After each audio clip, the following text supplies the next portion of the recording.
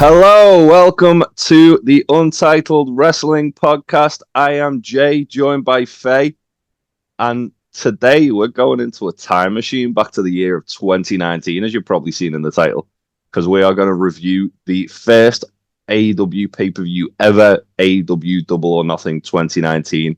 How are you, Faye? Are you excited to talk about AEW Double or Nothing 2019? Yeah, because this was my first time watching it. That blew me away when you told me that. I knew you came into AEW like later than the rest of us, but I didn't realize It was that late. I didn't realize you hadn't like watched some of the the OG pay-per-views back because So I haven't really watched anything except for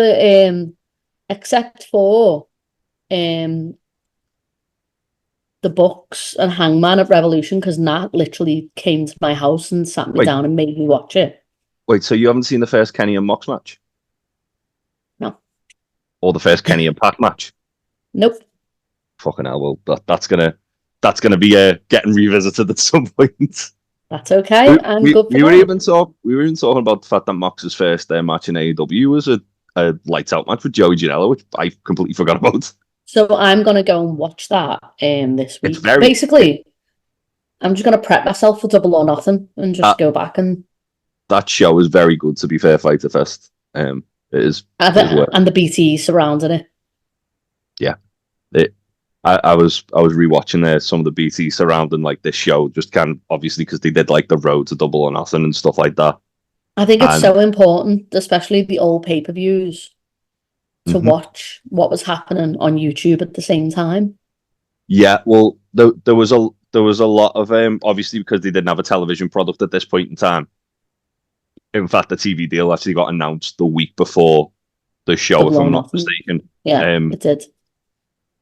And it's insane, like, to think that they were able to kind of build compelling storylines without a TV, where they essentially were just using their YouTube channel and posting like 15, 20-minute videos once a week to build these things. Obviously, they did a few press conferences, like the one on the I think it was the 4th of January, or it was the first week of January anyway. And it was, in fact, no, it wasn't the 4th because it was after Wrestle Kingdom, because the Bucks had actually left New Japan. Yeah, they just wrestled the Tokyo Dome, hadn't they? Yeah, so it might have been the 5th or 6th. But either way, the date isn't important. What's important is they obviously did the press conference, announced I'm trying to think who they announced on that one. I know it was the Elite minus Kenny. He came later. Jericho was announced on it. I think MJF was, and Joey Janela and Penelope. And Hangman was as well, because I think he was like, "I'm going to be the AEW World Champion." Yeah. Sorry, I was including Hangman in the Elite there because he was in the Elite then. Not anymore. That's now Hangman. He's only suspended. Well, he's suspended to Police Academy. Well, we're not talking about that about now. We're talking about then. So let's get this underway because it was a really good show, and I forgot how good it was. I was talking to Ben about it last night. When I told him we were doing this, and I basically just we were kind of discussing how different it is. Then he was like, he said his view was he thinks the wrestling had improved, and my view was I actually preferred this kind of structure where it felt like more of a variety show. Like every single match felt like a showcase of a different style of wrestling. Felt and it was like very PWG, didn't it? Yeah, to a degree. It felt like All In. Yeah. In the sense that there was a lot of different styles showcased. There was a lot of different. As I say, it was a variety show. There was something there for everyone. Whereas obviously nowadays AEW is a little bit more kind of like you'll watch show, not so much the pay-per-views, but you'll watch like the TV, and my example was Collision this week, where there was like 3 or 4 lucha matches on the fucking card, and it's like a one-track mind almost, and it's not a bad thing, but I preferred the variety kind of show of this. So let's get started anyway. So we start with the on the buy-in, the first ever casino battle royal. And did you manage to see any of the build up to this at all? Because this was quite cool, where it was like essentially for a lot of the people who were getting announced for it, they had Jake the Snake Roberts as like a casino dealer who was dealing out cards and like Oh announcing no, I people. didn't see this. And then there was they had that, and then there was a few others where it was like almost like Cody was like Willy Wonka giving out like a golden ticket to like indie wrestlers who he just liked. Like he did it with Sunny Days, who was someone that Cody mentored. He was in the match. Dustin Thomas was another one. Who's a double amputee, isn't he? He's got no legs. Glacier was in there as well, wasn't he? Who? Glacier? I think that's what his name. Oh, Glacier, What's his yeah, name? but he's just one of Cody's fucking mates. Yeah. And Tommy Dreamer. And yeah, and the other one that was kind of like sort of like handpicked by Cody was AC Romero as well. And a lot of people in this match as well that you will never see again in AEW. Yeah. At the moment, like let's say, because obviously there is some that we might see again, but a lot of them felt like kind of just like one-off appearances. Obviously, as you said, Tommy Dreamer being an example of that. AC Romero, Dustin Thomas, and we haven't seen since. And Sunny Days has like wrestled one or two matches on Dark here and there. But yeah, so it starts off with I believe it's MJF, Sunny Days, Brandon Cutler, and Michael Nakazawa. And Michael Nakazawa. Who covers himself in baby oil. Yeah. There's a really funny bit where MJF just shouting at Cutler, "You're just a favour for the Young Bucks." But yeah, this match was kind of just a way of showcasing MJF, I thought, for the most part. Yeah. He starts the match, he's in throughout. Other people are coming. Sean Spears got a massive pop. Sean Spears, yeah. He was one of the ones who was kind of like announced prior to it, which this kind of led into him having a feud with Cody down the line. So that this was quite cool to see Sean Spears. He'd not long left WWE. Yeah, we got Joey Janela, Jimmy Hopper. So that Joey Janela with the fucking lit cigarette was insane. Yeah. Joey Janela was like the MVP of this of this battle royal because he did that spot where he got a lit cigarette stapled to his forehead and then continued to wrestle with it for like another couple of minutes, and then he got eliminated by getting murdered by Luchasaurus through a table, which was horrific. It very much felt like Joey Janela forgot that he wasn't at a GCW show. I think because like Janela was when he was signed, I was like, oh, that's cool because he's gonna get like because he was someone who felt like he could have been a star.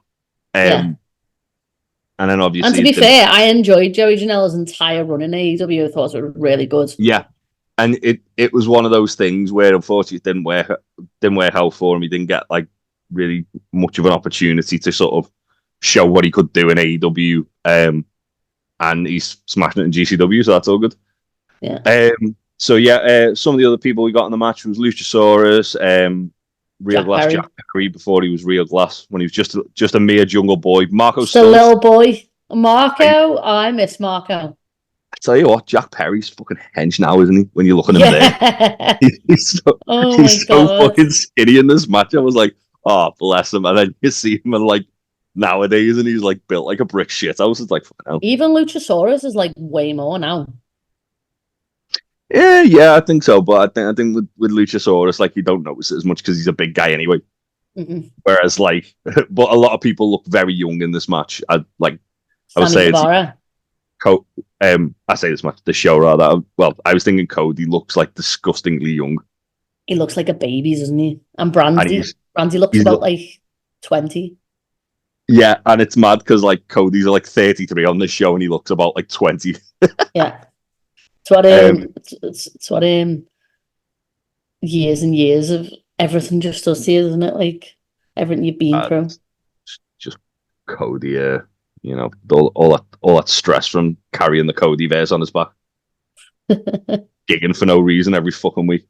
And the money shakes as well. Never forget the money shakes.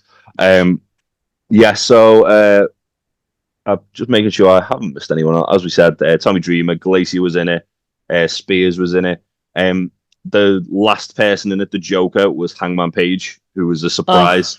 little So baby hangman with his do you, trunks. do you know the story behind what was going on with Hangman on the show? Because he wasn't meant to be in this match. Well, it was Pac, wasn't it? He was meant to have It a match with was. Pac. He was And meant. then Pac went, Yeah, I was going to say he was meant to wrestle Pac.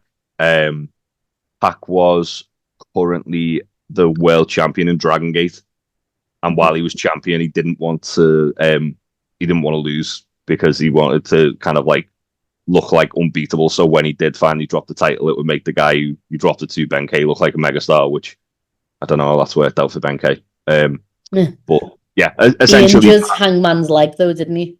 yeah. So he had a match at Wrestle Carnival in Nottingham, which it was Pac doing an open challenge and Hangman answered it. That's insane. Yeah. And Hangman won by DQ in the end because Pac booted him in the balls and then beat the shit out of his leg. I watched the match. It's quite a fun match.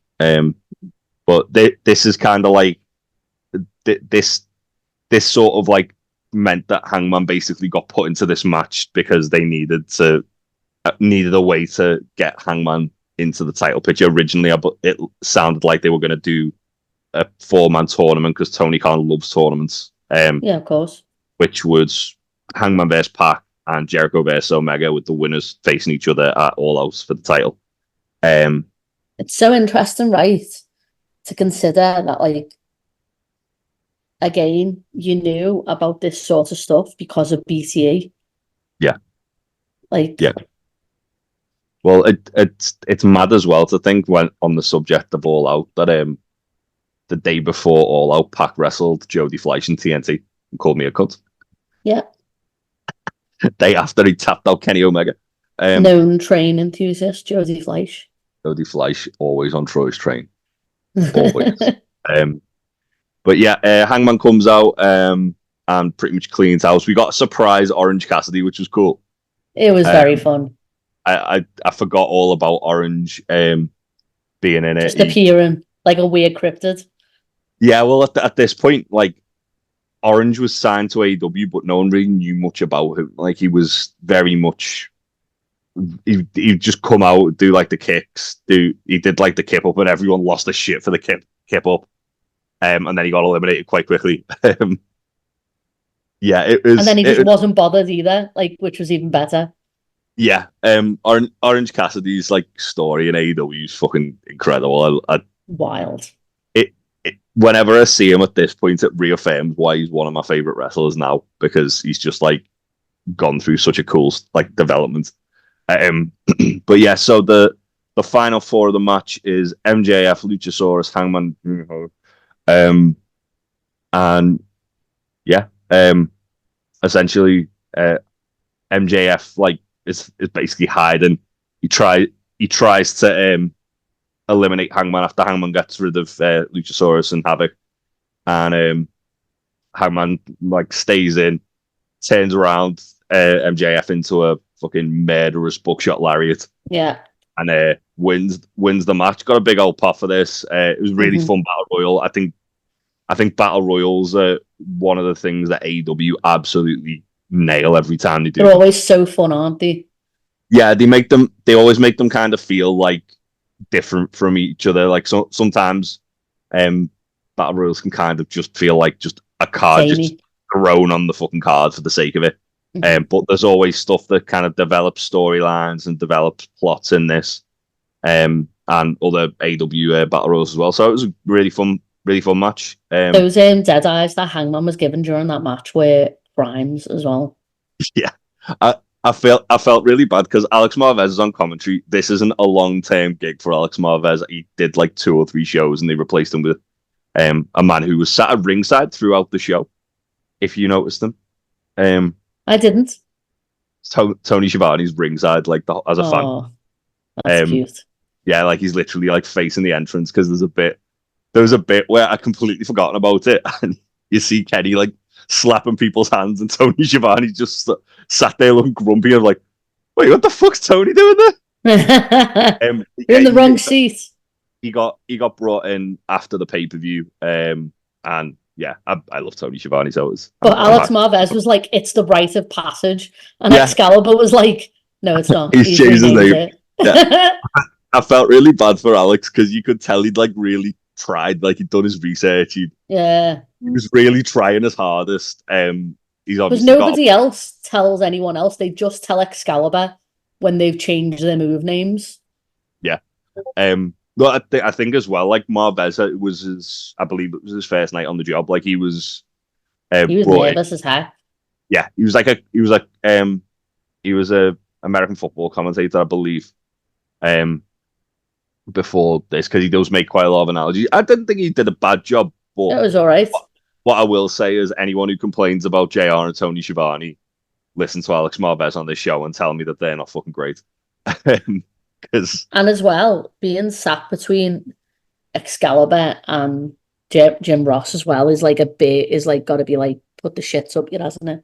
Like, yeah, and JR did a fucking great job on the whole show, I thought, as well. Yeah, he did. He like one of the things he does get criticized for a lot nowadays, obviously because he's quite old, is that he feels like kind of tired and disinterested by the end of the show. He kept you wouldn't have known it on this one. He kept all the energy. It was his first show back commentating in about I think it was about 5 years. It was He'd been released by WWE the previous summer, and then AEW kind of immediately snatched him up.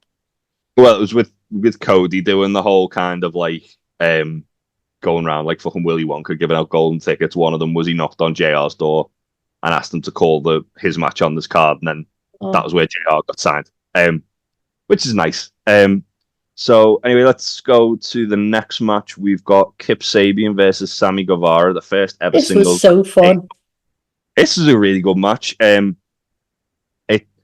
guys who AEW have. Well, one of them AEW kind of like labeled as one of the future stars. One of them they've just seemingly forgotten about, upsettingly. Which is a shame because it should be the other way around. Yeah, Sammy Guevara came out with his panda thing, which Excalibur hated. I mean, yeah, can relate to that. Yeah, I also don't like it. This was just kind of like a showcase for two of as I say, two of the young talents that they had kind of coming up. There was no real story to this. I believe this was one of the first matches that was announced for the show as well, which they announced. They've got such a good run on TV following on this, though. Yeah, well, this match, as I say, it was more kind of like just to showcase the two talents. There was no real story behind it. There was essentially. As I say, it was a showcase match. Sammy didn't really get any kind of any sort of crazy meat on the spots or whatever he normally does. I was going to say more. He didn't get any sort of meat on the bones of his character until the TV started, and absolutely, he was instantly put with Jericho, and he was just like a little young boy, wasn't he? That's what it felt like. But yeah, this is a really fun match. Lots of cool stuff that Kip was pulling off. Obviously, Sammy's doing a lot more like high flying stuff. Kip was doing a bit more sort of technical stuff. And really nice mesh of styles. Kip picks up the win after Sammy goes for one too many high risk maneuvers. Goes for, I believe it was a 630, and Kip gets his knees up and then hits him with the Deathly Hallows to pick up the win. I love Kip. I love Kip. It felt like he was going to be a star coming out of this match, and it's quite disappointing that he's not. Obviously, he's had injuries, but I wish they'd do more with Kip Sabian because he's one of my favorites. Is he injured now? No, I think he's just not being used. That makes me sad. He did have that really bad hand injury, though, which kept him out for like a year, didn't he? I do love Box Pervert Kip as well. I love this new iteration of Kip that they haven't done much with. I just like Kip's little faction he's got with the Butcher and the Blade. Yeah. It just works really well. But yeah, I thought there's, as far as like a as far as like an opening like first singles match, I thought this was a really good statement, and it was a good introduction to both guys. Yeah, I really enjoyed it. So now we're on to the main show. There was one thing I did want to mention actually, which we were talking about it before. There's a really well shot bit I thought where it's when they kind of announced that JR is going to be on the whole show, where after this match, where he's kind of they basically his music starts playing and you see him walking from the backstage area towards his commentary position. It's all just one continuous shot, and it's really well done. I loved the bit as well where they do the way the Young Bucks and the Elite come out to like kick it off.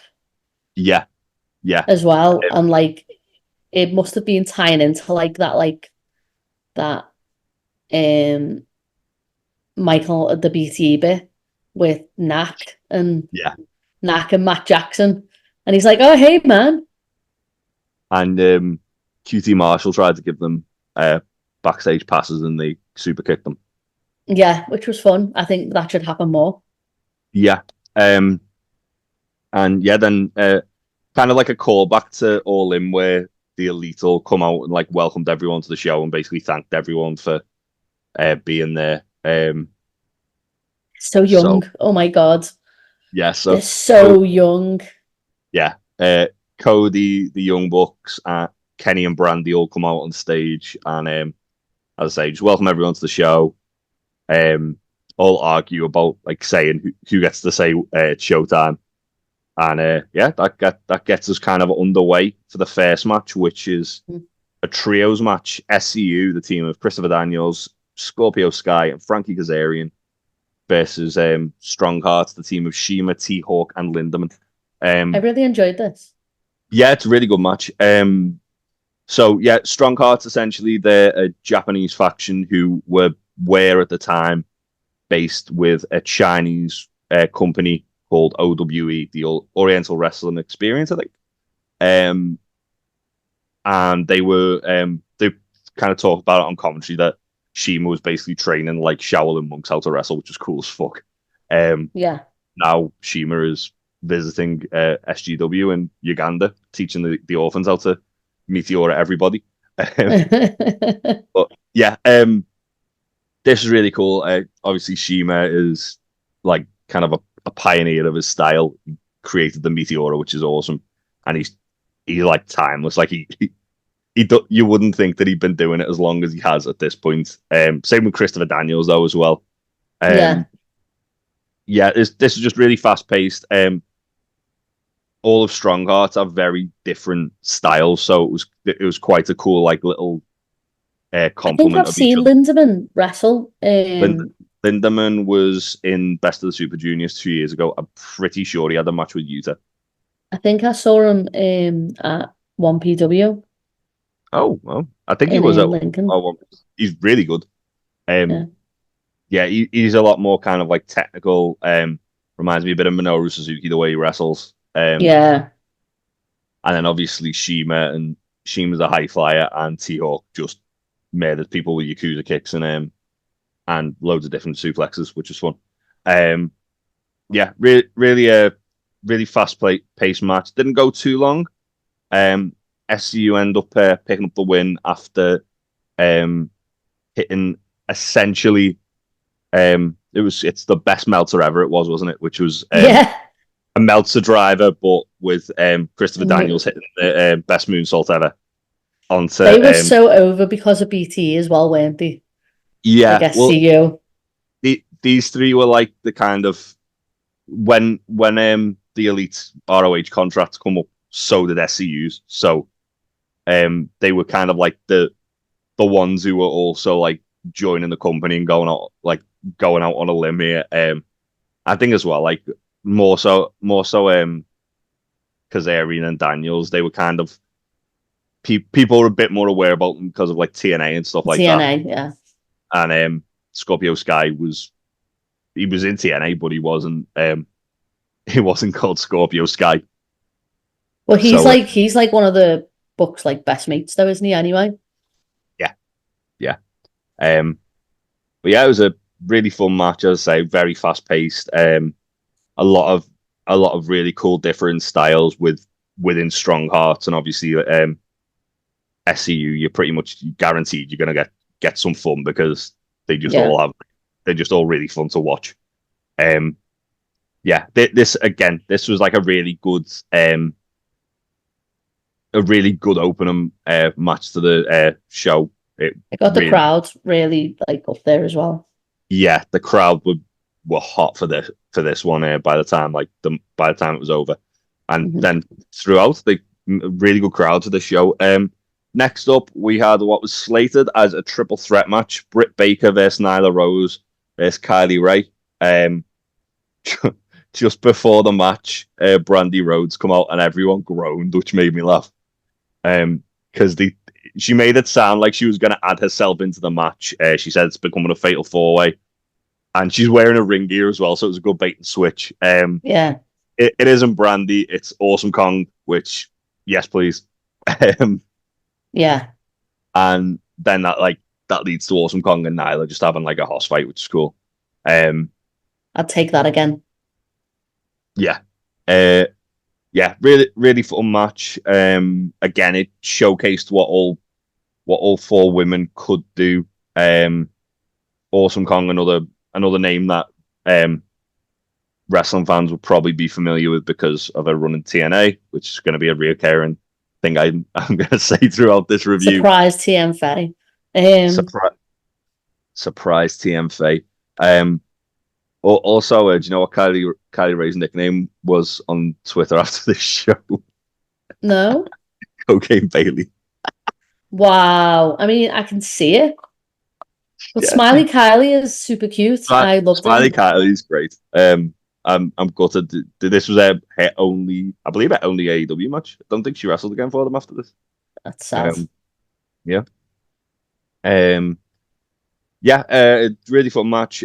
Britt Baker ended up picking up the win after hitting like that like brainbuster neck breaker thing she does, which she's not really done much since. I miss Britt. I miss Britt. I'm hoping that she's gonna come back at Double or Nothing this year to challenge Tony, because it feels like the natural progression of things.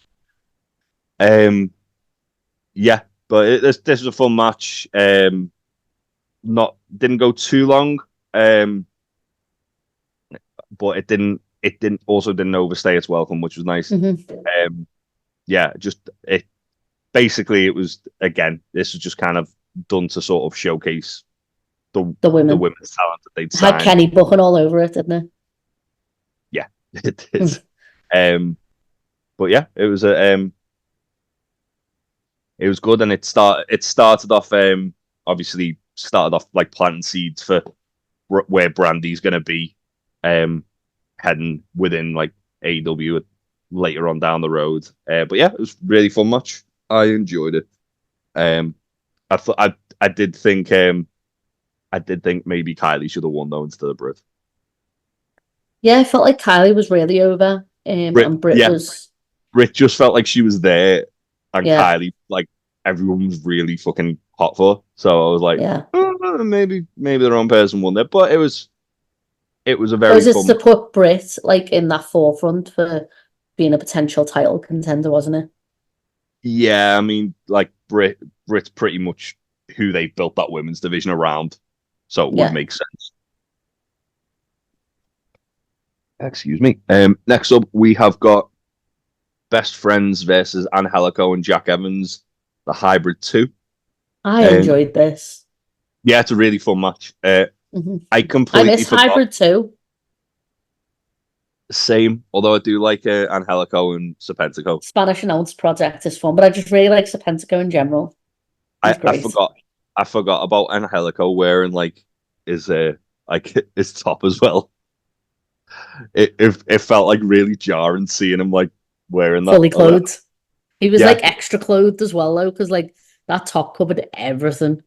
Yeah, like full bodysuit. Angelico. And they were like matching gear with the Best Friends as well, which was really weird. Yeah. It was like the same colour. Yeah.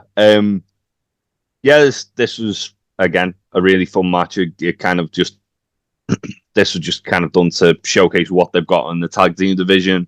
Lot of back and forth. They again, if it felt like with a lot of these matches, it felt like they were building it around specific people. So this one, it felt like they built a lot of this match around Trent. Yeah. And obviously, that's because Trent's great. But yeah, you could tell that there was a lot of kind of a lot of focus put on Trent. Can I just respectfully say, fuck Trent? Yeah. Oh yeah, fuck Trent. He's a piece of shit. There we go. How dare he do what he did to Orange Cassidy and Chuck Taylor? Anyway, back to happier times. Yeah. So the best friends pick up the win, and after the match, we get our first. Well, not our first debut of the night, because obviously everyone's debuting for AEW because it's the first show. But our first sort of like big surprise of the night, other than Awesome Kong, which was and no other surprises happened after this, none at all. No, of course not. I don't know how to do surprises. Yeah, so we got the debut of the former Super Smash Brothers, who are now the Dark Order. This is quite cool. So, as after the match, after Best Friends and the Hybrid 2 go to hug, the lights go out. They come back on briefly, and Uno and Grayson are stood between them. Then they go out again, and they come back on up again, and the ring surrounded by creepers. Yeah,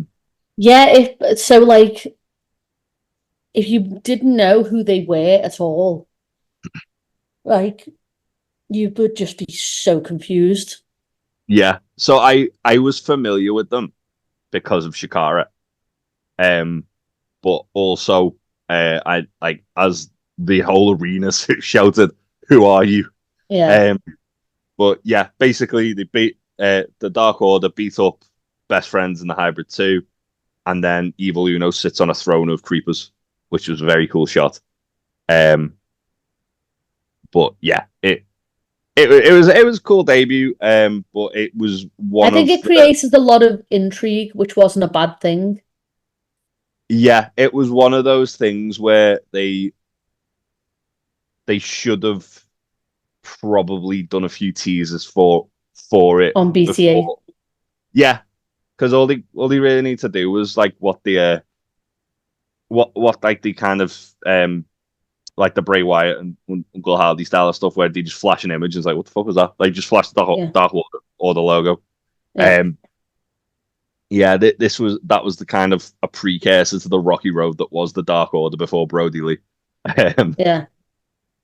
Spooky perverts. Spooky perverts indeed. That's what Chuck and Trent both called them after this match. Yeah. But yeah, it was a good angle, as I say, because of no one knew who they were. It did kind of fall a little bit flat. First real negative of the show, I thought. But the match itself was very fun.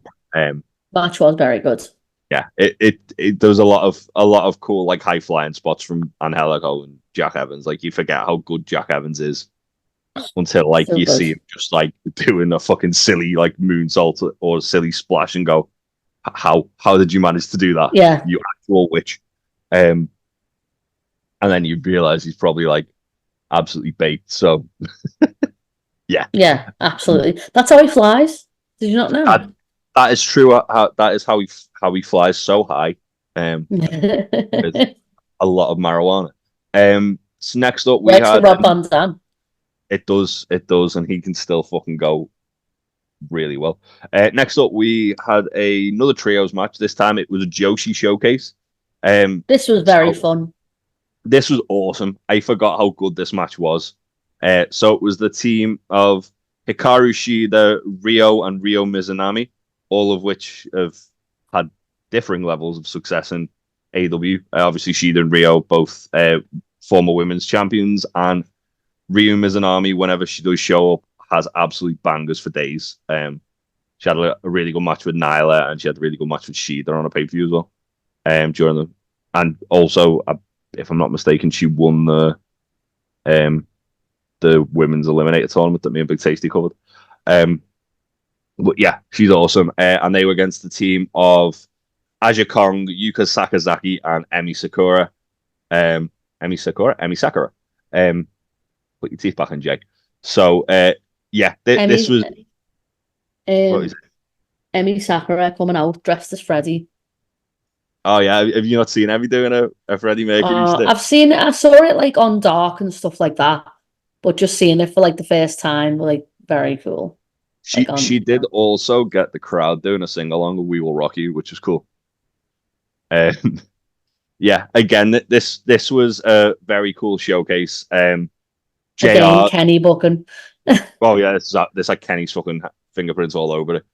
Jr. was fucking fantastic on Aja Kong's entrance, where he was like detailing how much of a legend she was. She is awesome, Aja Kong. Like I think we clusterfuck forget how veteran Aja knowledgeable Kong.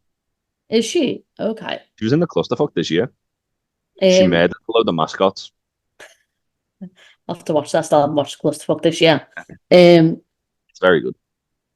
JR's like knowledge, like Mm. just of wrestling as a whole, is Yeah. still so impressive.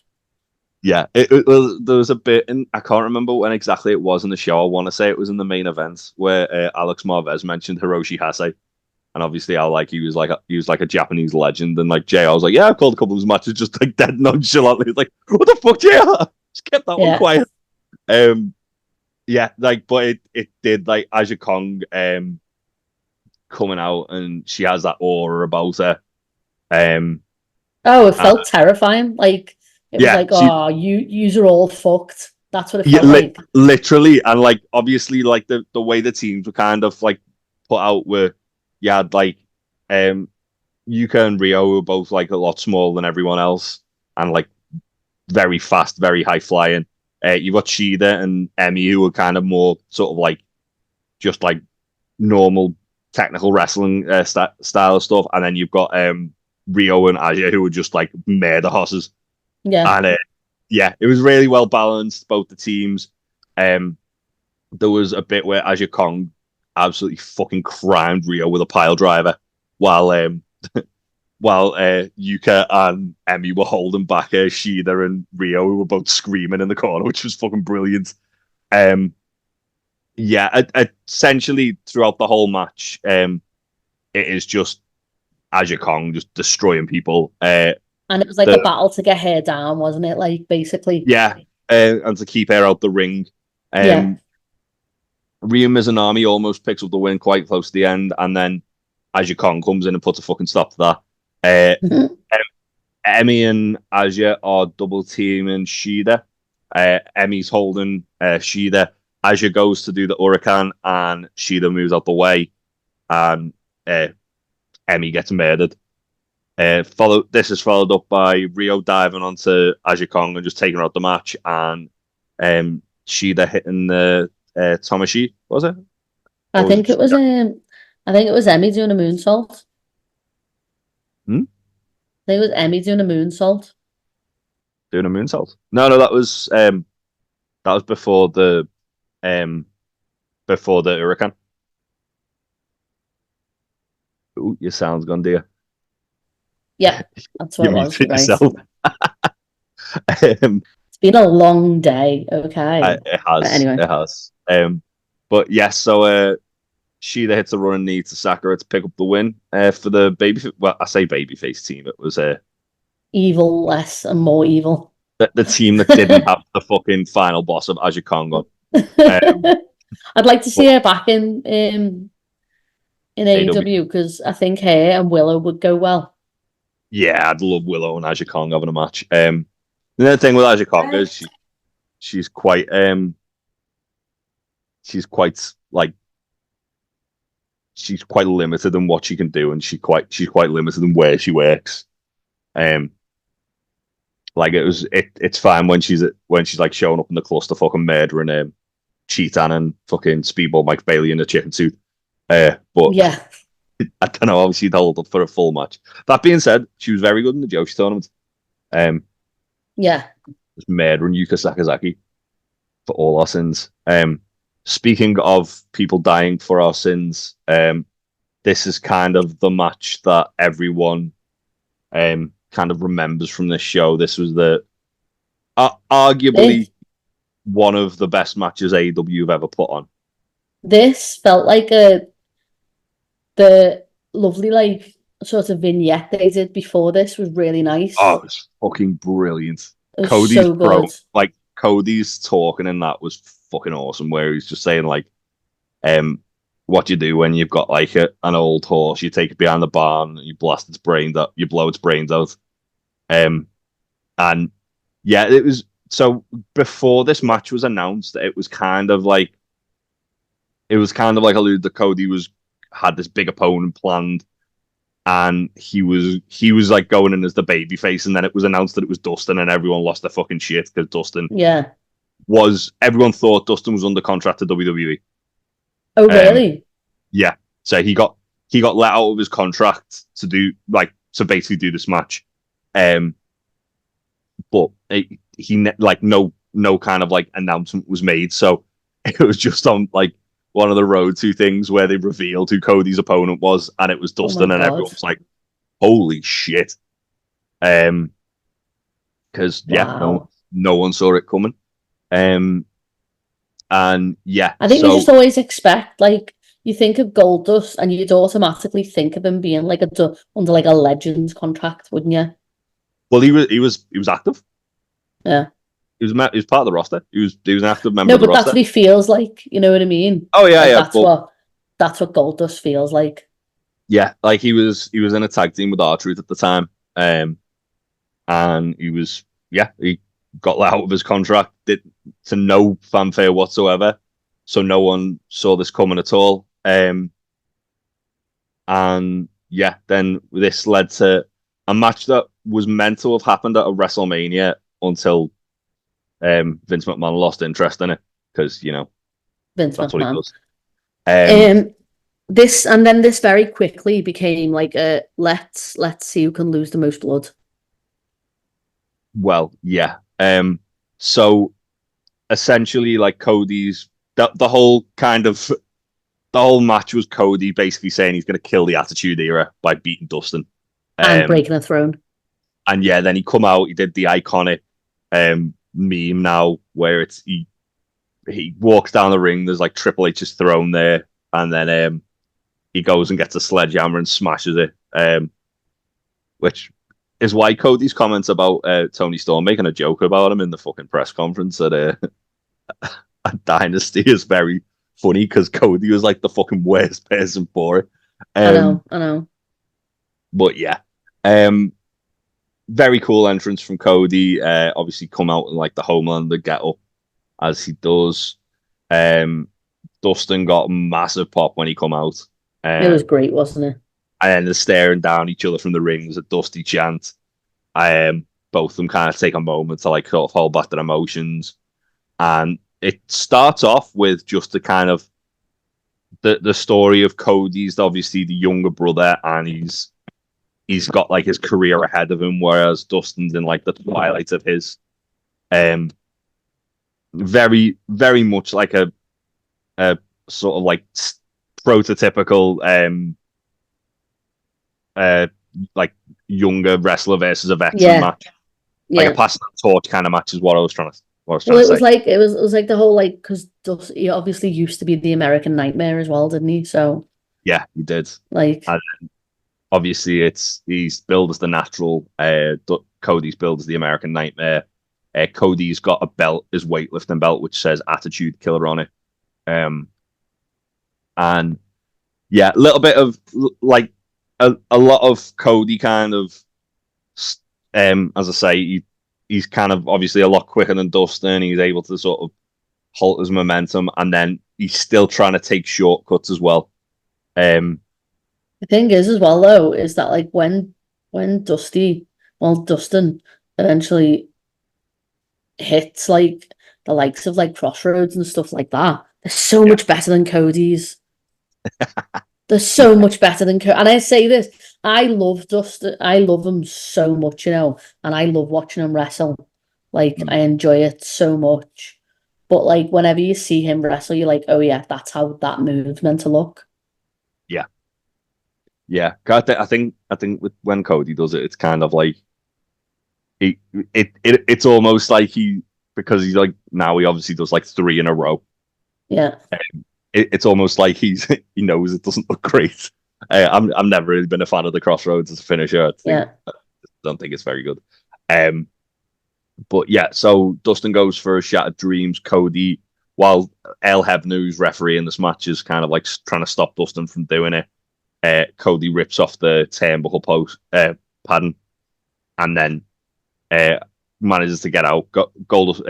Dustin goes for the Shattered Dreams. Cody throws him into the exposed turnbuckle, and then Brandy hits him with the ring bell and hits a spear. Hebner catches her, ejects her from ringside. She's refusing to go, playing the EVP card. DDP comes out to a nice little surprise pop and just carries her off. Literally picks her up over his shoulders. Very funny. The way he was holding her though, I thought he was gonna like overshoot it when he picked her up and like just dump her on her fucking head because like I know. she almost goes right over him. Like fucking hell, DDP, calm down. But yeah, while this is going on, we go back and Dustin is pissing blood. Oh my god. And they do a really good job on commentary saying because obviously Dustin got red face paint, you can't tell where the blood starts and the face paint begins. Yeah. Yeah, it's an absolute bloodbath. A lot of like back and forth. Cody's fully healing it up now. He tries to hit Dustin with the weight belt. Dustin gets it off him and like hits his bare ass with it, and then hits a code red, which again everyone fucking popped for. So good. Yeah. Then as Dustin's going for the Crossroads, Cody hits a low blow on Dustin while he's got the referee distracted, and hits a crossroads himself, which then Dustin finally kicks out, like barely kicks out of it, and like the crowd were fucking red hot for this at this point. Cody goes for like one of the safest looking vertebreakers I've ever seen in my life, because Dustin's like about a fucking Dead. foot on the floor. Yeah, Cody eventually hits the Crossroads and picks up the win. After the match, we get Dustin starting to take his boots off and crying. Cody comes back in the ring and does the meme worthy "I need my older brother." I know, like, But it's a very emotional moment. It's very nice. I was fucking crying like a baby watching this back, and when I watched it the first time as well. Yeah, still holds up. If you see it on commentary, like afterwards, JR and Excalibur are both crying. Yeah, Excalibur fixing his mask. Yeah. Yeah, it was a great match. Awesome moments. Basically, Cody says that he got part of him signing was he got to have a match with a partner of his choosing against the Young Bucks, and that's this match. And then they hug and everyone cheers. Still holds up. Still one of the best matches AEW have ever and probably will ever put on. And there's nothing else like it on the card. It's so funny because I think they couldn't even run this back. I don't think it'd be as good. No, I think because obviously, as I say, it was meant to happen in WWE at WrestleMania. It didn't. And then when the match got announced, everyone was like, well, this is the match that they're going to have that they should have had at WrestleMania. Yeah. And it more than lived up to the expectations. It was fucking phenomenal. It still is. Yeah. That was my first time seeing it, and I loved it. And it was perfect. Yeah, it absolutely holds up. It's like a kind of a love letter to like an old school, like sort of like Ric Flair and Terry Funk match. Yeah. And yeah, did feel like that, didn't it? It felt like a sort of like 80s WCW NWA style match. It was it felt very old school. And again, it was just different to anything else on the card. Which is what you want. Next up after this, we had the AEW Championship presentation, where it was weird because it was Jack Whitehall, which who looked about 12 because he didn't have a beard. Looked about 12, and also Alex Marvez kept saying he's a really big star in the UK, which he isn't. He's quite a famous name, but he's not like It still doesn't make sense though, like as to why Jack. Like I understand that he's a wrestling fan, and that's great because when he's a great he's wrestler. ever asked about this, Yeah. like, and obviously when Saraya like got back, they had her on this morning with Jack Whitehall, like the Mm. week before All In, Yeah. which was Um, fun. But it was probably because they just announced the ITV deal. yeah, They had Jack Whitehall doing it, I believe. Also because still, they it's still needed. strange. Oh yeah, it was a bit of an oddity, but also they needed someone who was like a little bit more coherent than Bret Hart to like talk about to introduce the Yeah. segment because Bret Hart comes out and does the most Bret Hart promo Bret Hart has ever cut in his fucking life, and I loved every minute of it. Where he's like, "Well, this is the belt here, beautiful belt, beautiful belt. It's going to be defended in a couple of months." Oh no, he says it in a couple of weeks, and then he goes, "I mean, a couple of months," and then he's basically just like bumbling through this promo, bless him. Yeah. Um, and he brings out Hangman Page, because he basically it's Brett kind of like honoring, like you could tell Brett loved the whole fucking show, like He he looked just really happy with it, didn't he? and he was just happy to be there. Yeah, Yeah. Hangman comes out, really nice moment in the ring with Hangman and Brett, and then MJF comes out, and this for me felt like kind of where they established MJF was going to be like their guy. It was so funny, isn't it, to watch that now, to think mm, where he is now. And just in yeah, general, this whole, like, the whole show, and I'll touch on that in a bit, but, like, at this bit, it's mad to watch it and then just to see where he is now. yeah. Like, So MJF basically says he's gonna be the world champion one day. he Um, and talks about, he's like, sorry, I'm not, like, a horse professor. He says that to Hangman. he calls Like, him that, Seabiscuit, doesn't he? yeah. He calls it that stuck though. That nickname stuck with Hangman. Whenever MJF sees him, he's always called him Seabiscuit. Yeah, I can't It's the remember. fact, like, I'm not here to see a horse. Have we had Hangman versus MJF in AEW? Yeah, we had it for the Dynamite. No, we haven't. So we haven't had Oh Hangman versus shit, we did MJF, have it for the Dynamite Diamond. You're right. but we've had the Um, Dynamite Diamond Ring. Didn't we have it twice as well? yeah, yeah. I couldn't Um, remember because it felt like this was one of the kind of like establishing feuds they were trying to make, and it feels like they've not really they could go back to crossed it though paths. if he comes back Yeah, to if he comes back. That's the beauty of absolutely. AEW. But Yeah, like this whole thing where he's like, yeah, you've got a lame leg. You know what they do to lame horses? yeah. They blow the brains out. They blow their brains out, and it's like, oh my god. I love when he's like berating Brett as well, and Brett's trying not to laugh. Yeah, you can tell he's like properly corpsing, isn't he? Especially Um, when he's like, he goes to say, "Oh, the best there is, the best," and then he goes, "No, because that catchphrase sucks," yeah. and then everybody fumes. Well, like Brett's like laughing, and then like MJF screams, "Look at me, old man!" And Brett's like, "What? What do you fucking say?" Yeah, Also, there's quite a funny bit where obviously, when the Hart Foundation got inducted in the WWE Hall of Fame, which is a few months before this, a dickhead fan decided to tackle Bret Hart. So MJF goes, "Bret, look out! There's a fan!" Which, yeah, and yeah. So they get MJF cornered by MJF gets cornered by everyone.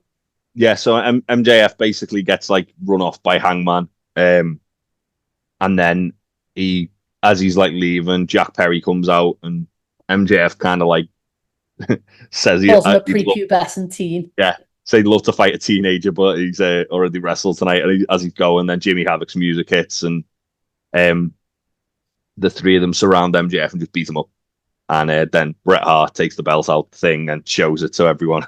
Um, and yeah, it was pretty cool moment. And yeah, for the first time you're actually seeing the AW belt, it was very, very impactful. It's still one of my favorite belts in wrestling. It's really It's nice. gorgeous, isn't it? Yeah. I love Uh, I but I love do like the slight redesign they've done on it though. I like the swerve side plates. The red really Yeah. pops Yeah. on it. Yeah, I like that they've added the side plate bit because I'm just looking at the picture of it now. It was just another AEW logo Yeah. where that is now. Um, but yeah, this was cool. It was cool to see Brett. And it's a shame we don't see more Brett in AEW. I know there was talk about him at one point joining AEW, and then obviously that didn't happen. I think he's a great man for the business. He's just awesome. I love Bret Hart. Didn't he Um, re-sign with WWE on the Legends now? I think he has, which is mad because he Yeah. fucking hates everybody. And like it's the whole like the stuff with the Owen as well. Mm, He wasn't yeah, happy about that, was he? well, him and Martha don't get on. Um, I mean, understandable. Um, mm. Next match. Next match, I I feel like this was the one that you probably enjoyed the most on the card. If I had I to, watched this today. It was great. Oh, yeah. So it was this, as I said, there's a lot of feuds that they kind of go back to all the time in AEW, and a lot that was established. This is one of the ones they always come back to every now and again, and it's always every match seems to get better. Um, yeah. for the AAA World Tag Team Championships, the Young Bucks versus the Lucha Bros. So the story behind this match was that Lucha Bros were basically grinding, making towns everywhere they were going, like all Yeah, over the because place. the Young Bucks has only wrestled 3 matches in Yeah, 2019, and Lucha Bros have wrestled 48. yeah. And And it was only essentially, May at that point as well. yeah, essentially the story was that like the Young Bucks were kind of like resting on the laurels because um they were EVPs now and they didn't need to like they couldn't wrestle. Which was cool because it meant that they they shown up to like a few various shows. Like they shown up to a Defy show, they shown up to a AAW show in Chicago, and just wrestled random matches. And there's obviously in the video package there's footage of them having like a training session in like a car park of like a strip mall in America where it's like Yeah. they've just got a ring and it's Cutler and one of their mates and they're just and even then they're doing like storyline stuff where they're a little bit rusty and they're bumping into each other and go as I say trying to shake off the ring rust. One of the big kind of things that did happen, and I remember when this did happen, it was fucking mental because I just woke up and was like, "What the fuck's happened?" Like the Young Bucks shown up to AAA and beat the Lucha Bros for the AAA tag team titles. Um, and then it was like, wait, what? What's just happened? Did they show up at Um, PWG then? Is that where they saw the Bucks when they made that match official? no, that was AAW, I believe. Was it? I think so. Well, I don't think it was PWG. It looked Although like it's one of those types of shows, though. yeah, yeah. But yeah, so they basically make Lucha Bros versus Young Bucks official for the tag titles, and as I said, these two teams are incapable of having a bad match together. They are The made for fucking each other. And they've phenomenal. even said that, like, when they did the first SoCal show, Mhm. Tony was obviously like, who do you want to wrestle? You can wrestle anyone you want. Yeah, and they said Lucha Bros because Yeah. yeah, yeah. So this match was initially set up by the Lucha Bros debut and at the second AEW press conference, which was where they kind of like announced a few more signings. So they obviously announced their Kylie Ray and Nyla Rose there. Kenny Omega was announced there, and best friends because they both came out dressed as Scott Hall when he debuted in WCW, and the Lucha Bros who attacked the Young Bucks, which was cool as fuck. Because yeah, it was basically just Penta and fucking in his formal attire hitting a package power driver on Matt Jackson on the stage, and it looked horrible. Um, but yeah, this was the first match in like a series of matches that the Lucha Bros and the Young Bucks would have leading up in like into the AEW getting TV time. And it was fucking silly. Oh, so good. Yeah. there's not a lot you can really say about matches like this because you know exactly what you're getting, which is just And you have to watch it if you haven't. yeah, which is just the the Bucks like Nick Jackson and Phoenix just have like insane Like chemistry with getting one what another. gravity is. Yeah. Penta breaks Matt Jackson's arm at one point, which plays into the finish, which was awesome because they were talking about obviously that Matt needs both arms for them to do the Melter driver. Yeah. Um, Oh, and and when Matt's legs as well. Oh my God, the amount of times they kicked out Matt's thigh though, not like like his yeah, upper. Oh my God. yeah, this was the only title match on the card as well. Yeah, it was. Which was cool in the way they presented it because at the start of the match they had Rick Knox kind of like talking like the rules, I like they do loved in that. UFC. Yeah, like they do in UFC where they've got like the referee kind of like talking through I the want a good, clean rules of the fight. fight. Yeah, and like the announcer holding the microphone for them. I wish they'd do that more often because it was such a cool, like such a nice touch. It was Um, special, wasn't it? Especially as like obviously, Rick Knox said it as well. But like, if you'd obviously watched like stuff before AEW, you'd know that Rick Knox has done loads of both of their matches. yeah, well he was in Lucha Underground and he was in PWG as well.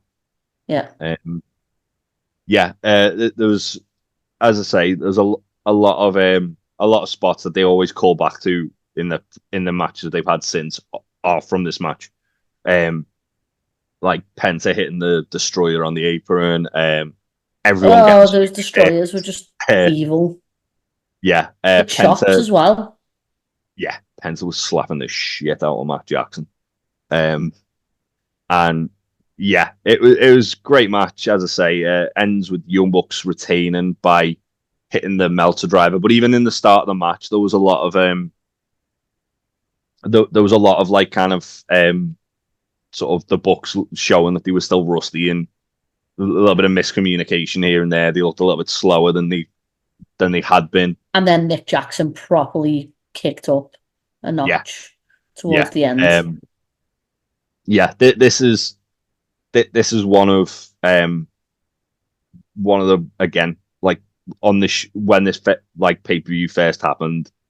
Obviously, everyone was talking about Omega like Cody Jericho. Dustin and the aftermath of Omega Jericho. But this was one of the best matches on the card, Yeah. hands down. If it wasn't for Cody and Dustin, it probably would have been match of the night. Hmm. Um, but again, it just goes to show like there's how it's a variety show because there was like a tag team wrestling chant on the for this match, and yeah, it was awesome. I thoroughly enjoyed it. It was fantastic.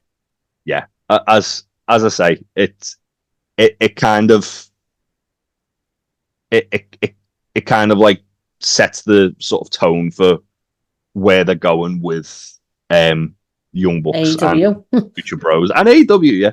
Yeah, yeah. The obviously this isn't the last match in their feud, or this part of the feud, I should say. Yeah. It culminates in a ladder match at All Out, which is fucking incredible. I Um, haven't seen that either. it's it's as good as you'd expect it to be with me just saying Lucha Bros Young Bucks ladder Yeah. match, and better. Yeah, it's a very fun match. And then that leads us to the main event, which you've literally just watched, haven't you? Yeah, Like just before we started recording. yeah. Because I was wondering what like when I was going to hear from you about this match because there's a lot that like there's a lot Oh my God. there's Like a lot it felt like they can I just make a note of yeah. it felt like they brought all the tables from Japan because those were not regular fucking American tables. Oh no. This was obviously Chris Jericho versus Kenny Omega 2, the sequel to the match that they had in Wrestle Kingdom, which is probably the match which helped AEW Build form. AEW. Yeah, Like absolutely. it was off the back of this match that Tony Khan was having conversations about starting AEW. It's Um, also the fact that Chris Jericho left WWE to go and do this match. Well, the first one. yeah. Um, and then uh, shown up, shown up at a Saudi show with a fucking Alpha Club t-shirt on. Because why not? In the largest Royal Rumble. Yeah, this was awesome. Let's talk about Jericho's entrance because it was fucking brilliant. I wasn't expecting that at all. I purposely didn't tell you. I just said that Jericho does the best thing he's ever done in AEW. Well, I didn't go into specifics of what it was. So, what were your thoughts going through this entrance, Faye? I think it was just like it was those nice little nostalgia things, and like it was like, oh my god, I can't like just callback after callback. Yeah, so the lights go out and then Lionheart's music plays and there's like a guy dressed as Lionheart, Chris Jericho. But like they're all shaded or covered in silhouette because they're like backlit. Yeah, you can't see the faces of anyone who's dressed as Jericho. Spoiler alert, it isn't the last time someone's going to be dressed as Jericho in this entrance. It's not Chris Jericho. And then lights go out again, they come back up and it's the list of Jericho. That guy looks so much like Jericho, like of the silhouette. It was really he's standing weird as well. Yeah, like, he's standing exactly like him. And then they go out again, and instead of the lights coming up, the jacket lights come on, and everyone pops because they think it's Jericho, which is fucking great.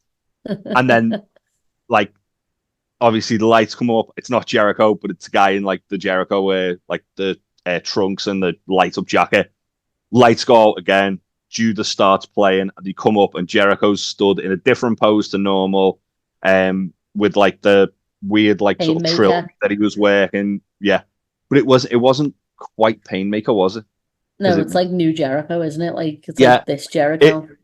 Basically, it was kind of showing Jericho like through the years reinventing himself time and time again, and then this new version where he's like looking down and he's got Judas on. Got like the jacket with all the spikes. He's got the hat. And that's like the only time that like people don't sing along to Judas that we've had. Like, well, no one really knew it because it only just come out at that point. And yeah, then he looks up and he quite stoically walks down to the ring, and it's just a fucking cool moment. What one thing that we always kind of talk about is how good AEW kind of like present legends in the industry. And if you had told me this was Chris Jericho's retirement match, I would have believed you because the way it was kind of portrayed. Huge, wasn't it? Yeah, Jericho is the heel in this match. The story is basically that he's kind of taking credit for AEW and where they are. And he's not getting the appreciation. Yeah. And he says, once I beat Kenny Omega, I want everyone to thank me. Little baby Kenny, though. Oh my god. Kenny with his awful little mullet. Leave him alone. And yeah, then the Jericho Megaverse implodes when Kenny Omega comes out with a weird version of Battle Cry because it's not finished. I checked this; it wasn't finished. It was like they only had the backing track; they didn't have the singing like done, so it wasn't finished. It was just the instrumental. Yeah, it was cool though, but it was. I liked it, but I think I get where you're coming from. Yeah, also I remember at the time me hearing it and going, "That's not Devil's Sky." Yeah, and being upset about it. Devil's Sky is so good. Yeah, whenever Kenny fucking busts out Devil's Sky as like a little treat for us, I always pop. Whenever I love that he keeps Devil's Sky for New Japan when he does the New Japan matches. Though I think that's great. Yes, so basically, both men like kind of staring each other down the ring, getting holy shit chants, and this was just a lovely continuation of their match in New Japan. How quick is Kenny Omega? Like, yes. Oh my god. Well, speaking of quick, let's talk about how quick it takes for Kenny to get his fucking nose broken in this match because it's very fucking quick. Yes. It's not long into the match. Kenny's fucking breaks his nose, and the fact that it's not like a really bad break either, though. No, but he takes a lot of fucking shots to his nose. Like, yeah, he does. And after the match. And after, yeah. Mox, what the fuck? Whoa, now. Whoa. I know. Please. Not there. But anyway, this whole thing though, like of Jericho, and I'm just gonna sort of like peel the curtain back here, but when obviously like Hangman spoke about like on BTE about facing Jericho, and he said that first chop that he got from Jericho, he felt like he was gonna pass out because like Jericho hits that hard. Jericho's stiff as fuck. Yeah. Like Yeah. he does a really good job of, and I don't really like giving props to Jericho, but like he does a really good job of being able to like slow Kenny down and bring him down to his pace. Well, Kenny's chest was like bleeding quite early on as well from Yeah. chops. There was a really cool bit where Kenny goes to do the moonsault off the barricade, and Jericho like he pushes him, but he doesn't push him properly. He just makes him lose his No. balance. And then Yeah. as Kenny's trying to like maintain his balance, then he pushes him. Yeah. And then Jericho does the callback to the Wrestle Kingdom match where he gets the camera and he's like filming Kenny, but this time instead of like him just filming Kenny and laughing at him, Kenny spits water at him and like Yeah. goes on the offensive. Jericho gets a table, Kenny dives on him and it lands on Jericho's arm, which then plays into obviously the rest of the match. I The will bit say where as well, Kenny goes to do like the Terminator dive, but Jericho just tosses him over and through yeah, the table. yeah, so good. I will say as well, like, so Jericho in the build up to this, Jericho's talking about the Judas effect and how it's his new move. It's a secret weapon in his arsenal, and Excalibur is brilliant on commentary about this, where he's like going, "I don't think it's real. I think it's a man game. I think." And JR's like no, it's a thing. It like because of Kenny and Jericho's feud, because obviously they had the match at the Tokyo Dome. They never got to have the second match in New Japan because Kenny's contract expired and Jericho didn't get booked there for a little while again. Oh no, sorry, you wrestled Naito that year. What am I chatting? But they did tease the rematch at All In after Kenny and Penta, where Jericho attacked Kenny. Yeah, I've seen that. Yeah. So there was like it was essentially that Excalibur was like saying that like Jericho was like obsessed with Kenny to the point that he's just trying to play mind games and he's just trying to fuck with him. Because obviously Kenny's got that finisher that no one kicks out of. Yeah. So like that's got into Jericho's mind. And he doesn't hit it. Yeah, he doesn't. He does hit a couple of fucking nasty looking V triggers though. There's no way to block those, is there? Like at all, ever? Oh, you just take them with your face. Yeah, as soon as Kenny's kind of like sort of getting in his like stride, looks like he's about to finish the match after being in the Lion Tamer for a fucking long ass time. Kenny gets Jericho for the One Winged Angel. Jericho comes out and he hits the Judas effect, which the way Kenny sells this is he did the code breaker first, which was great. But that Judas effect was, yeah, because that's what the Judas effect should look like instead of just a little brush. Kenny's sell on it made it though. Like Kenny basically just like he dropped, didn't he? And he was is selling after the match as well, where it was like he was like legit knocked out, was fucking brilliant. Yeah, Jericho hits the Judas effect and picks up the win. Makes everyone thank him, and then that's the end, and it's great. Nothing else happened, nothing whatsoever. So yeah, Jericho's on the mic demanding a thank you, talking about like the title and basically just talking up everything. And this is kind of to plant the seeds for Jericho winning the world title, and also to plant the seeds of one of the other kind of backbone feuds of AEW, which is so while Jericho's talking, this is fucking brilliant because you just can hear the crowd losing their shit. You can just see the crowd are going mental, and then the camera. You can see people turning around, can't you?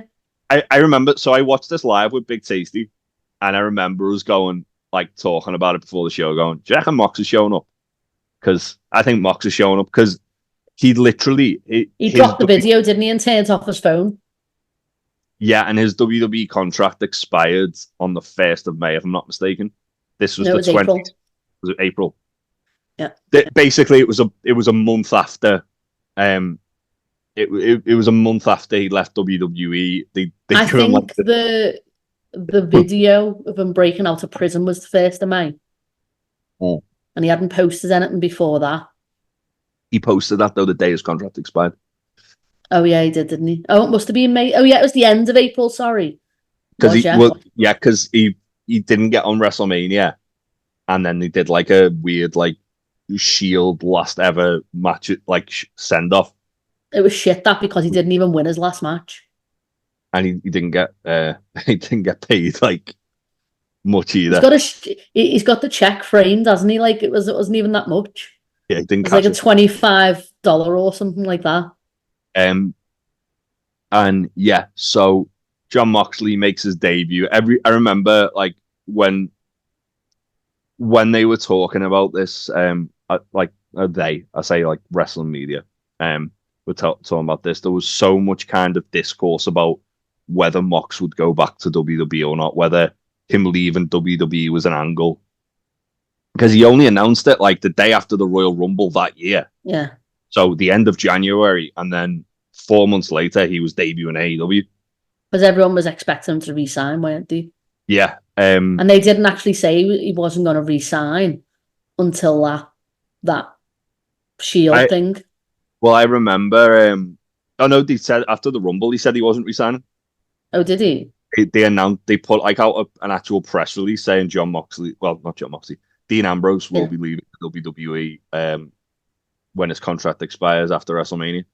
To get future endeavored. They didn't. As I say, they give him like a proper hero send off. And because I think they all thought that he was coming back, and he was just taking a bit of time off for himself, and then obviously he's been taking like 5 years of time off, where he's arguably one of the best wrestlers in the world. Honestly, he's wormed his way into my heart. Yeah, so he comes out, the crowd are losing the shit, and then you see the shot of him coming down the stairs, and he looks manic. Yeah, he jumps the barricade, and Jericho's got his back to all of this, and he's like, "You all owe me a thank you." And then Mox gets in the ring. Jericho just turns around and goes, "What are you doing here?" And what are you doing here? Yeah. And then Mox hits him with it. It was a paradigm shift. Yeah, I was gonna say it's not the Death Rider. It was a paradigm shift, wasn't it? Yeah. And then like Paul Turner runs in the ring to try and get Mox out, and Mox starts his blood feud with Paul Turner, which will continue, where he hits a paradigm shift on Paul Turner, and then you see him like he does this bit where he like breathes. He kicks him out, doesn't he? Yeah, and he does this bit where he like breathes in like the sort of like atmosphere, which is awesome. Yeah. It's a shot that AEW use all the fucking time. Like you'll have absolutely seen it. It was like one of their kind of like framing shots of Jon Moxley. And you see he grabs Kenny by the hair and he like pulls him. He like just sort of stands there and just waves at him as he's coming to, which is great because Kenny doesn't look like he knows where he is. Kenny looks like he's seeing a fucking ghost though, and like he's looking at Moxley. He's like, "Oh no, I've fucked up."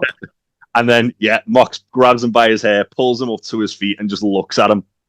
And then he goes for a paradigm shift again. And Kenny's like, "Wait, no." Kenny charges him out the ring, and they start brawling all around the arena. It's great though because when you think about it, it's so unlike Kenny as well. Yeah. Oh, their feud's fucking amazing. Like the lights out match they have, which is the first match that they had in AEW, it's still one of my favorite AEW matches. It's fucking incredible.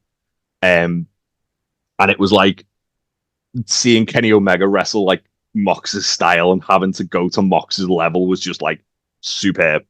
So they brawl around the arena. By the stage, there's like a big stack of poker chips. That all look really loose. Yeah. Kenny throws Mox into them, and like Mox climbs on top of them. And then as Kenny's like got Mox on the back foot, and like Kenny gets on top, Mox hits him with a paradigm shift on top, and then hits a AA off the top onto the stage. And absolutely, and like there's no cushioning for Kenny at all. No. Like It's like a Like, perspex block that he lands yeah, on. And then Mox is just like the show closes with Mox stood on top. looking And feral. yeah, and JR and Excalibur, like John Moxley's here, what's going on? Yeah. Um And he's I, licking Kenny's blood off his hands. yeah, and I remember like there was people who up until that point, as I say, thought Mox leaving was a work. And it was like all to kind of get him to like back into WWE feeling fresh, and then he's shown up there, and that's the most compelling I've ever seen John Moxley. Like I wasn't a huge Dean Ambrose fan because of the way he was kind of portrayed, but John Mhm. Moxley's awesome. Oh, John Moxley is genuinely like, Still, I was gonna say, oh, still one of the best debuts AEW have ever done as well. 100%. And as Just well, you got to think that like he'd just done, had he just done Fighter Fest and then gone and done the G1? yeah. So after literally after this show, like a couple of days after, New Japan had been doing like the hype videos for Mox, but they weren't saying who Mox was. It was just like the hourglass, and then it's shown they revealed Mox was coming to New Japan like a couple of days after the show. Um, Did everyone I, lose their shit? oh yeah, it fucking broke the internet again. And then he murdered Juice Robinson to the point that Juice Robinson's the way he is now. Um, and then he adopted Shota Umino as his son. And Oh. then he did the G1 while doing the occasional AEW show. Like he did And Fighter Josh Fest. Barnett's Bloodsport. Yeah, I think that was when he was like well into AEW at that point. Was it? I think it was 2020 he did Barnett's Bloodsport for the first time. Oh, yeah, it Um, was. so yeah, it would have been like when he was a little bit more entrenched in How AEW. how did you feel like how did you feel like that changed the tone of what AEW was gonna be when when that happened though, like his debut? I think it felt like a game changer for AEW. Like so when we watched the show, obviously there was a lot of hype around AEW, and everyone was. It's weird because there wasn't like as much tribalism as there is nowadays. There was a lot more excitement because WWE were putting out a shitty product at the time, and people just wanted a change. And this come along, and it was like a variety show, and everyone universally like seemed to enjoy it. Obviously, there were detractors, obviously, because there always are. But it, I remember like I was hyped for it because I watched the original All In, and I was following like the Elite, and I was following. I was a big like Ring of Honor fan, so I was excited to see where they were going. And then this got announced, and I was like, "Holy shit, that's huge!" And then when Mox shown up, I was like, "Okay, now they've like because obviously like you talk about like big names and ex WWE guys, obviously like Jericho and Cody, they were kind of like a selling power of the show. Mox showing up was like that's a guy who's like within the last 2 years of this like within 2 years, the last 2 years when he debuted in AEW, I should say, had been WWE champion. I was like, that's not like a legend that they've got or like a big crossover star that they've got. That's someone who's in his prime and is Current. fucking relevant, yeah.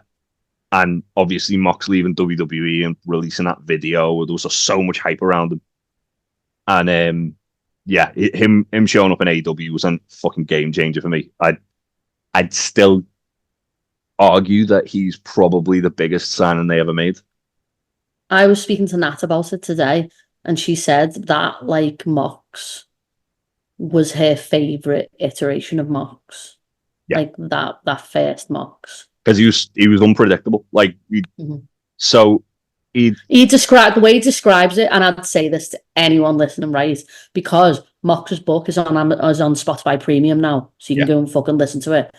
Listen to Mox's talking about this debut, and then go and watch the debut. yeah It's like it's so you can see his train of thought fantastic. Yeah. It was, as I say, I think Mox is the most important signing AEW made. Obviously, like you look at like bringing Punk out of retirement, and you look at like when Danielson and Adam Cole showing up, and Adam Copeland's quite a big signing as well.